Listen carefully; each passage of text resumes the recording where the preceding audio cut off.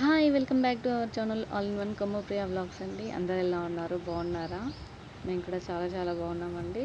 మా పిల్లలు మేము కూడా చాలా బాగున్నాము. అందరూ మంచిగా ఉండాలని మనస్ఫూర్తిగా కోరుకుంటున్నానండి. మా చిట్టతల్లి అయితే లేచిందండి. అసలు 5 o'clock లేచింది. అస్సలు పడుకోవట్లేదు. అల్లరి చేస్తుంది బాగా, అక్కడిక్కడ చూస్తుంది. పడుకోనా అంటే అస్సలు కూడా పడుకోవట్లేదు. అదండి ఇవాళ అయితే మార్నింగే మా చిటికల్నే నేను షూట్ చేయాల్సి వచ్చింది. లేచి బాగా ఆడుతుంది. పడుకో నాన్న, పడుకో దొంగ అని అంటే కూడా అసలు పడుకోవట్లేదు, నన్ను ఆడిస్తుంది. ఎంత నిద్రపుచ్చినా తనైతే నిద్రపోవట్లేదు. నేనైతే ట్రై చేస్తున్నాను నిద్రపుచ్చడానికి, నిద్రపుచ్చుతున్నాను కూడా.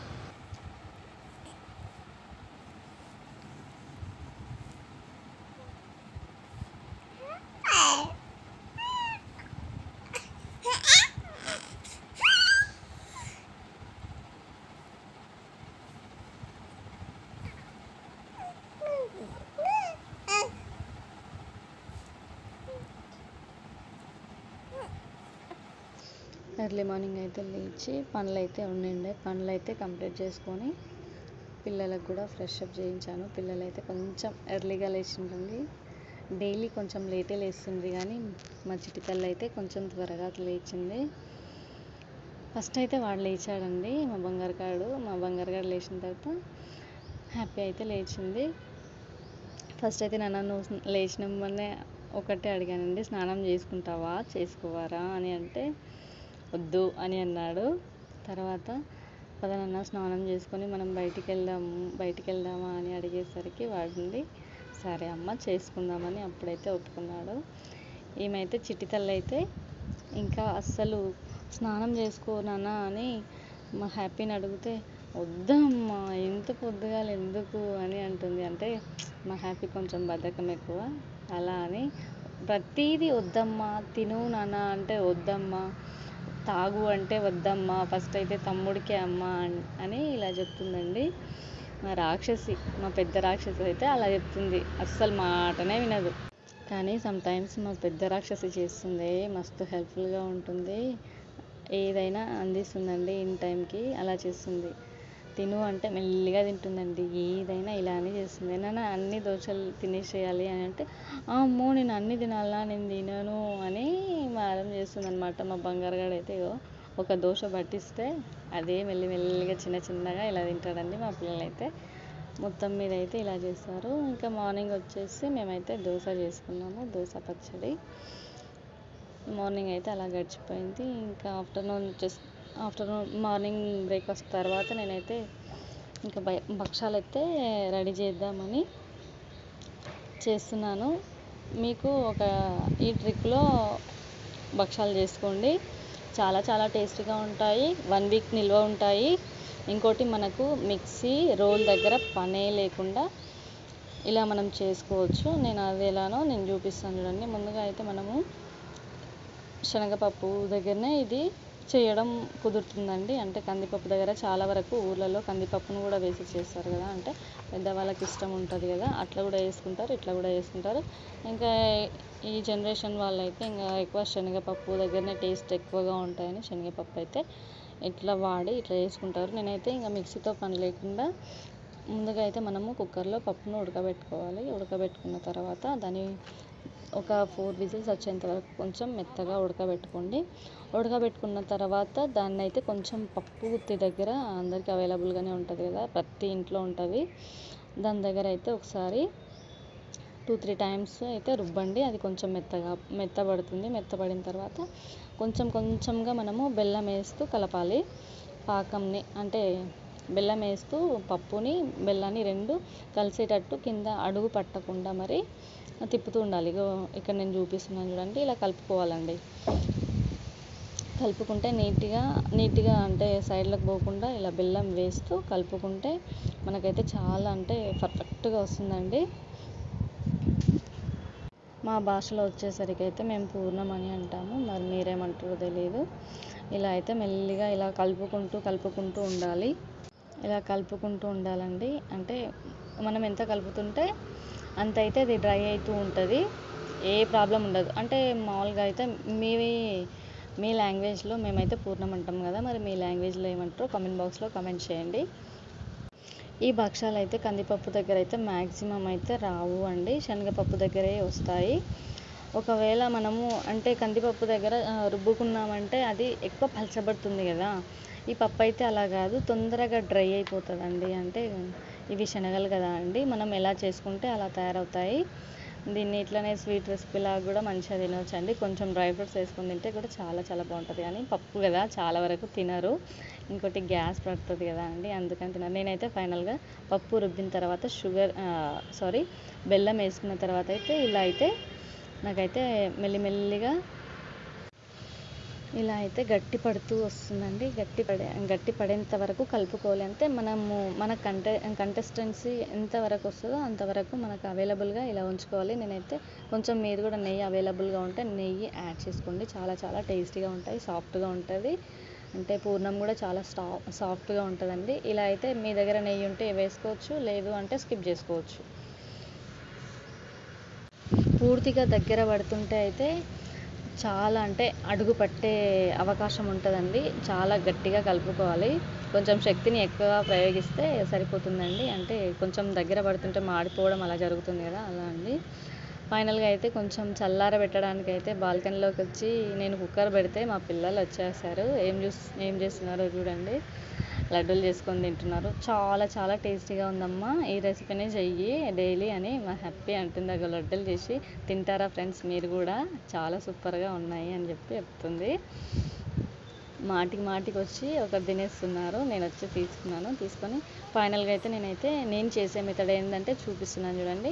నేనైతే ముందుగా అయితే గోధుమ పిండిని అంటే మీరు గోధుమ పిండిని అయితే ముందే పిసికి పెట్టుకోవాల్సి వస్తుంది. నేనైతే గోధుమ పిండి ఎప్పుడు భక్షాలు చేసినా గోధుమ పిండి మైదా పిండి రెండు ఇంక్లూడ్ చేసి మరి నేను భక్షాలు చేస్తాను అండి. చాలా సాఫ్ట్గా మెత్తగా వస్తాయండి. ఈ రెండు పిండిల్ని మనం యాడ్ చేసామంటే చాలా వరకు అంటే ఒకరొకరు ఇష్టం. అంటే గోధుమ పిండి దగ్గర చేస్తారు, కొందరు మైదా పిండి దగ్గర కూడా చేస్తారు. మైదా పిండి దగ్గర ఎక్కువగా చేస్తారు, ఎందుకంటే ఎక్కువ అంటే సాఫ్ట్గా వస్తాయని మైదా పిండి దగ్గర కూడా చేసుకుంటారు, కానీ అవి తొందరగా గట్టి పడతాయి. ఇవి రెండు పిండిలను యాడ్ చేసుకున్నామంటే చాలా సాఫ్ట్గా తింటుంటే అసలు కరిగిపోతాయండి మౌత్లో, అలా జరుగుతుందన్నమాట. నేనైతే చేసుకునే విధానం అయితే చూసారు కదా. ముందుగా అయితే పిండి పిసికి అయితే పక్కన పెట్టేస్తాను, ఒక హాఫ్ అన్ అవర్ కొంచెం నానితే బాగుంటుందని. కొంచెం రిస్క్ అండి, కానీ సులువుగా ఎక్కువ డేస్ అయితే ఇవి నిల్వ ఉంటాయండి. ఇలా చేసుకోవడం వల్ల మనకు ఏ పప్పు దగ్గర చేసామని అంటే గుర్తుపట్టకుండా తినేస్తారు, చాలా చాలా టేస్టీగా అయితే ఉంటుంది. నేను ఈ భక్షాలలో మెయిన్గా అంటే సొంటి సోంపు తెలుసు కదా, మామూలుగా అయితే ఇలాచి వేసుకుంటారు, నేనైతే సొంటి సోంపు మిక్సీకి వేస్తాను. ఇంకోటి డైజెస్ట్ అవుతుంది, ఫ్లేవర్ కూడా చాలా చాలా బాగుంటుంది. ఒకసారి అయితే మీరు ట్రై చేసి చూడండి. నేను సొంటి సోంపును కూడా దంచేటప్పుడు మీకు చూపించాను, అది కూడా నేను ఈ పూర్ణంలో వేస్తానండి. పూర్ణంలో వేసి బాగా కలుపుకుంటాను, అది చాలా అంటే మొత్తం స్ప్రెడ్ అవుతుంది, చాలా చాలా టేస్టీగా ఉంటుంది. అదండి నేనైతే ఇక్కడైతే కాల్చుకుంటున్నాను, బాగా పొంగుతాయండి ఇలా చేసుకోవడం వల్ల. భక్షాలు అయితే ఫైనల్గా అయితే నేనైతే కాల్చేసుకున్నానండి భక్షాలను. ఇలా ఒకసారి మీరైతే ట్రై చేయండి. ఒకవేళ మీ ఏరియాలో మీ ఊర్లో భక్షాలను ఏమంటారో నాకు కమెంట్ సెక్షన్లో కమెంట్ చేయండి. మేమైతే భక్షాలు అంటాము, పోలేలు అంటాము. మరి మీ లాంగ్వేజ్లో ఏమంటారో నాకు కమెంట్ సెక్షన్లో అయితే కామెంట్ చేయండి. సేమ్ సాఫ్ట్గా దూదిలాగా ఉంటాయండి. ఒకసారి అయితే ఇలా ట్రై చేయండి. ఎక్కువ నిల్వ ఉండాలంటే ఇలా ట్రై చేయండి. మామూలుగా మిక్సీలో వేసుకుంటే మరుసటి రోజే కొంచెం చద్ది స్మెల్ అనేది వస్తుంది కదా, అందుకని ఇలా చేసుకుంటే కొంచెం ఎక్కువ నిల్వ ఉంటాయి. ఎస్పెషల్లీ చిన్నపిల్లలు ఉండే ఇంట్లో అయితే కొంచెం ఇలా చేసుకున్నామంటే సరిపోతుందండి. అంటే కొంచెం పిల్లలు కొంచెంగా తింటూ ఉంటారు కదా, మాటికి తింటూ ఉంటారు కదా. ఇంకోటి అంటే నెక్స్ట్ డే కూడా ఇవి చాలా చాలా టేస్టీగా ఉంటాయి కదా అని చెప్తున్నాను. అంటే దానిలో నెయ్యి, ఇంకోటి బాగా డ్రై అయ్యేంత వరకు మనం కలుపుకున్నాం కదా, అలా అండి. చాలా ఎక్కువ రోజులే కొంచెం పనికి వస్తాయండి భక్షాలు అయితే. సాఫ్ట్గా అయితే నాకైతే ఇలా నూనె వేస్తూ నీట్గా కాల్చుకోవాలి. నూనె వేయచ్చు, నెయ్యి అయినా వేయచ్చు, మన ఇష్టం అండి. ఫైనల్గా అయితే ఇవాళ అయితే బొబ్బట్లు కూడా అంటాం మేము, బొబ్బట్లను అయితే తయారు చేసాము. 12 అయితే అయినాయండి. ఆ 12లో మేమైతే కొందరికైతే షేర్ చేయాల్సి వచ్చిందండి ఇవాళ ఏకాదశి అని. తయారైపోయిన తర్వాత ఆఫ్టర్నూన్ అయితే పిల్లలకైతే తినిపిస్తున్నాను.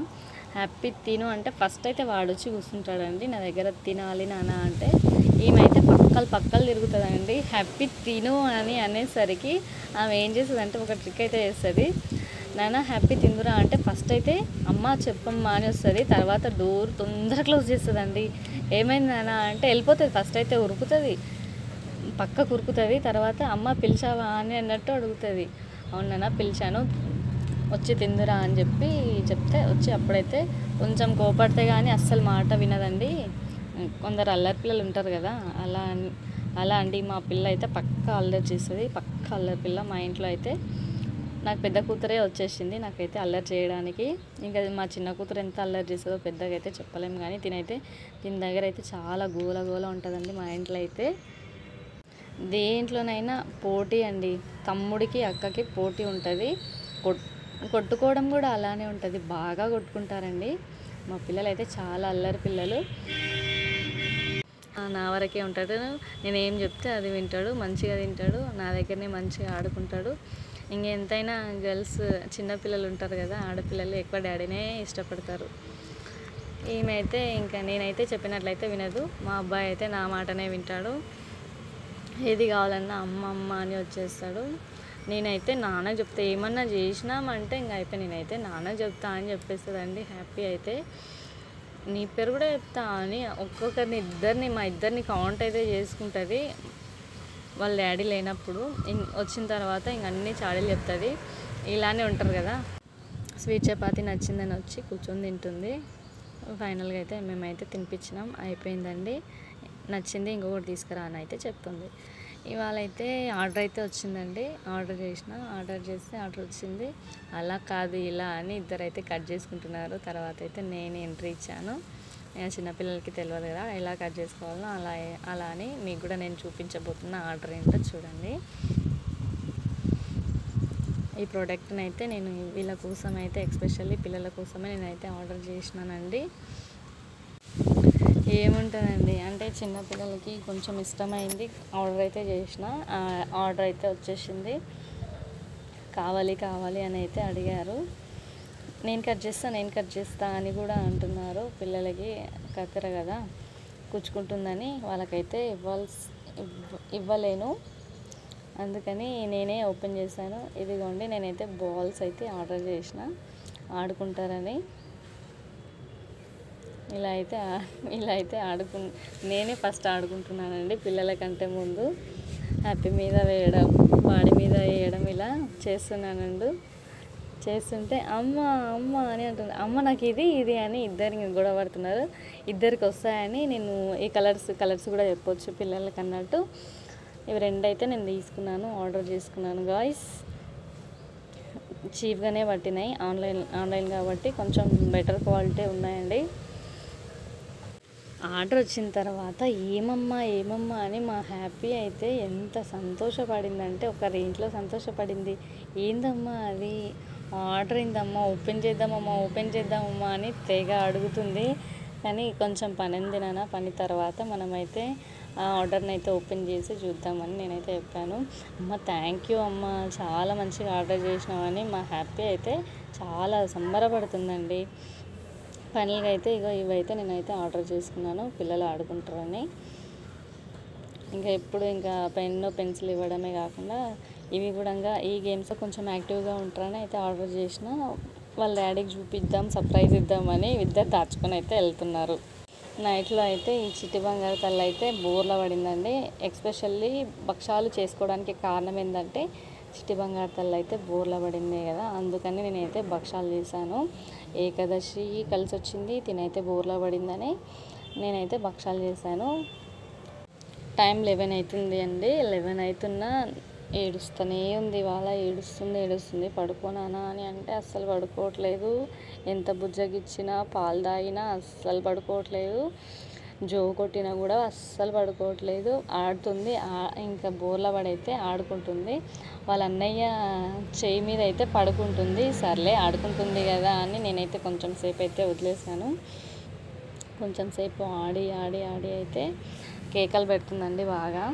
తినైతే కేకలు పెడుతుంది, గట్టిగా అరుస్తుంది, అంటే ఎక్కువగా నిల్చోవడం ఇలా చేస్తుందండి.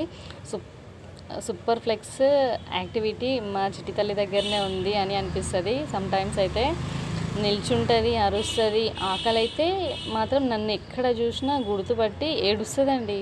అలా చేస్తుంది మా చిట్టి తల్లి అయితే. ఇద్దరికంటే ఎక్కువ హుషారున్నదైతే మా చిట్టి బంగారు తల్లే అని అనిపిస్తుంది. ఎవరిని చూసినా అండి మా చిట్టి తల్లి అయితే ఫస్ట్ అయితే నవ్వుతుంది. వాళ్ళు చూసి ఎత్తుకొని ముచ్చట ఆడేటట్టుగా నవ్వుతుందండి. అంత క్యూట్గా నవ్వుతుంది.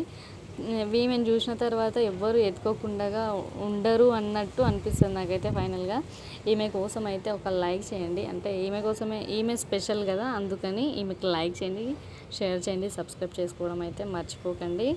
మా చిట్టి తల్లి ఎలా చేస్తుందో, అంటే ఏం యాక్టివిటీస్ చేస్తుందో, ఎలా చేస్తుందో, ఈమె హైజీన్స్ అన్నీ నేను చూపిస్తాను.